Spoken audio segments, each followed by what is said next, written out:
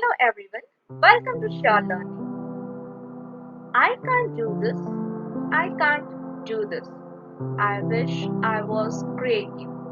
Have you ever overheard your students make these statements? Well, if you have, you're not alone. Students often lack creative confidence, especially when they move to higher grades. That is when the creative child in them is overpowered by the serious soon to be adult self, where bookish knowledge, high scores, competition, rote learning replaces the fun and creative element. Let us pledge to ignite the spark once again. So, here are few tips which are sure to rekindle the fire in your students again. Swiss Canal. So, we are all aware about the Swiss Canal news. Are your students aware of the news? Are they interested to do what exactly went wrong and how it was rectified? If yes, then satisfy their curiosity and provide them with more relevant information. But what do you do when they say, "Who cares? Why should I be bothered when it doesn't affect me?" Just bring the incident alive for them. You can make children navigate the Swiss Canal virtually with the help of technology. You can share the link to steer through Swiss Canal with the students or arrange a live session in your class. So this will definitely boost their curiosity and they will enjoy not only navigating through but also understand how a massive ship actually got stuck. So the power to adjust the speed and angle of the ship on the site will add to the fun and excitement in the students. Next strategy is use prompts. So this is a great way to start a class. Relate a topic to your lesson and ask students to draw the same. For example, if your lesson is about means of transport, you can ask students to imagine a futuristic vehicle for the year 2050 and draw it. So they could also mention the special features. Use cold call method to make them present their ideas.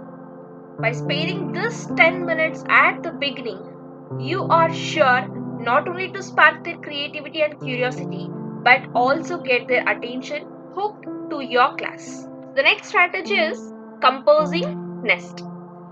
Usually, students find it difficult to memorize poems, especially when it is part of their text. You can ask students to compose their own tune, and the best tune can be used to memorize the poetry by the whole class.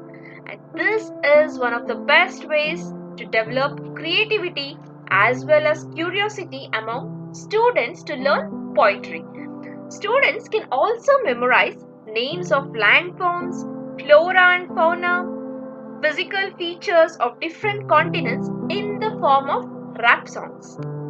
So let them create the rap on their own, and students can choose the best two or three and use the same to master difficult names, keywords, history events, and so on. Flagship class. So the idea behind flagship class is to encourage students to switch roles and become teachers for the day. The rule is that the more the students are engaged in the material, the better will be their understanding. One of the most effective ways for a student to engage in the material is when they take on the role of a teacher and begin to teach the class. A student led approach is widely considered to develop greater confidence in pupils along with a curiosity in them to acquire more knowledge on the subject. And the final strategy is discovering things. So, for this activity, take children to the playground. Ask them to pick up or identify new things that they see around them. Start explaining to them about this. Exchange ideas.